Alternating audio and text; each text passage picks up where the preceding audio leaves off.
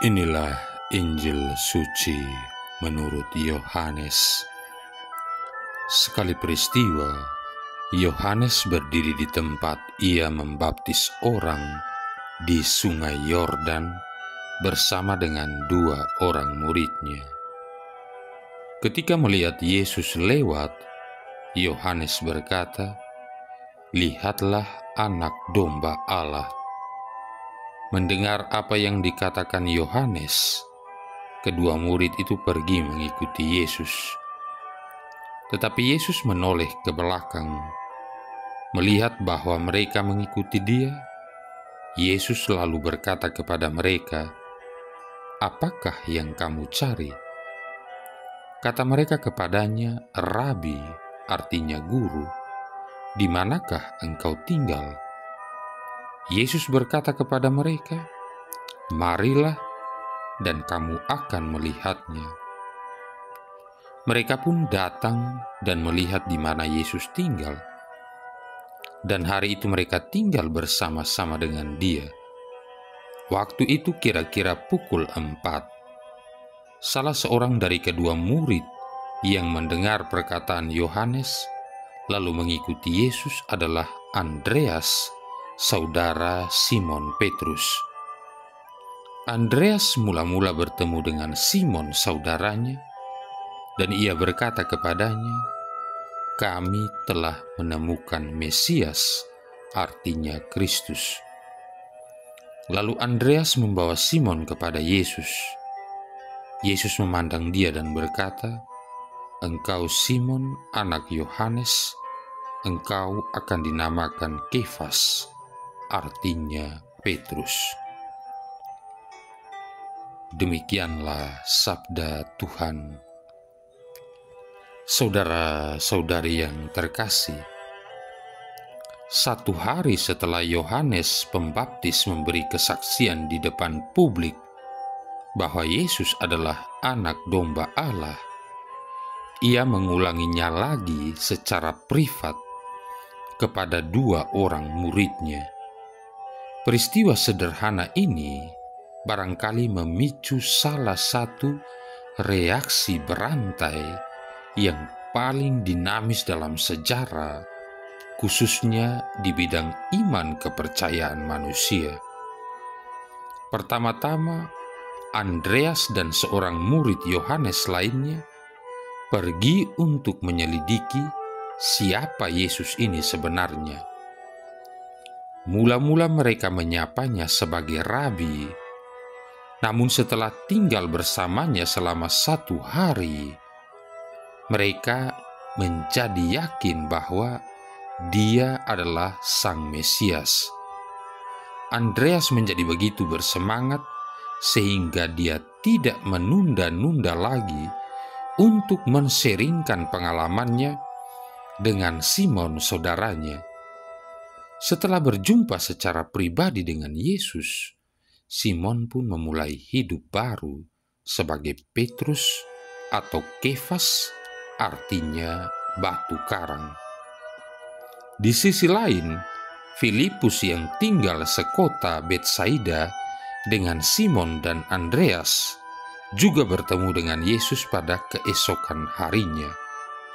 Filipus menularkan pengalaman perubahan dirinya kepada Nathanael, yang selang beberapa saat setelah perjumpaannya dengan Yesus membuat sebuah deklarasi bahwa Yesus adalah anak Allah dan Raja orang Israel. Saudara-saudari yang terkasih, sungguh exciting semua rangkaian cerita ini. Kata-kata yang diucapkan oleh seorang kawan, hati yang terbuka, suatu perjumpaan pribadi dengan Yesus, dan sebuah komunitas orang-orang percaya pun terbentuklah. Nelayan-nelayan tanpa pendidikan yang memadai kelak menjadi para rasul yang diberdayakan oleh Roh Allah sendiri. Hal ini dimungkinkan karena bergabungnya mereka dengan Yesus. Mereka menjadi mengenal Dia yang telah lama dinanti-nantikan Israel dan telah dinubuatkan berabad-abad sebelumnya oleh para nabi Perjanjian Lama. Sejak perjumpaan pribadi mereka masing-masing dengan Yesus, Sang Rabi dari Nazaret itu, mereka dan dunia tidak akan pernah sama lagi. Seperti para murid Yesus yang pertama, kita pun akan menjadi semakin dekat dengan dirinya, semakin mengenal Dia, justru kalau kita dapat menyediakan waktu kita yang cukup untuk berjumpa dengan Dia di dalam doa-doa, dalam kitab suci, berjumpa dengannya dalam diri orang-orang yang kita temui dan layani, dan teristimewa menerima kasih-Nya dalam Ekaristi Kudus. Saudara-saudari yang terkasih, Yesus ingin memenuhi hati kita dengan pengetahuan, pengenalan, dan pengalaman akan dirinya sebagai anak domba Allah, penebus kita, saudara kita, dan banyak lagi. Sebagaimana telah dialami oleh banyak orang sebelum kita pun dapat mengalami transformasi selagi kita mengikuti Yesus. Kita dapat menjadi bagian dari petualangan yang dialami para muridnya yang pertama jika kita menyediakan waktu yang cukup untuk bersama-sama dengan Yesus, kemudian memulai suatu reaksi berantai iman kepercayaan di antara para sahabat kenalan dan sanak saudara kita.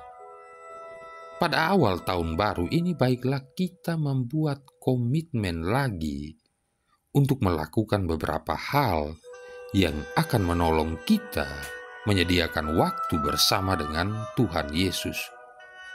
Yang pertama, menyediakan paling kurang 10 menit atau lebih untuk doa pribadi setiap hari, memohon Roh Kudus untuk menyatakan Yesus kepada kita. Yang kedua, memeriksa nurani kita setiap hari, mohon Roh Kudus menolong kita untuk melakukan pertobatan atas dosa-dosa yang selama ini memisahkan kita dari Allah. Yang ketiga, menyediakan waktu sedikitnya 10 menit setiap hari untuk merenungkan sabda Allah dalam kitab suci dalam suasana doa.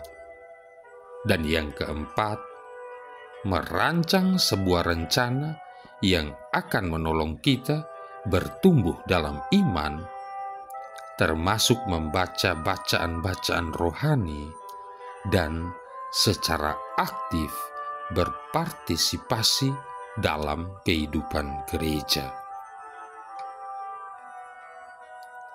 Marilah berdoa.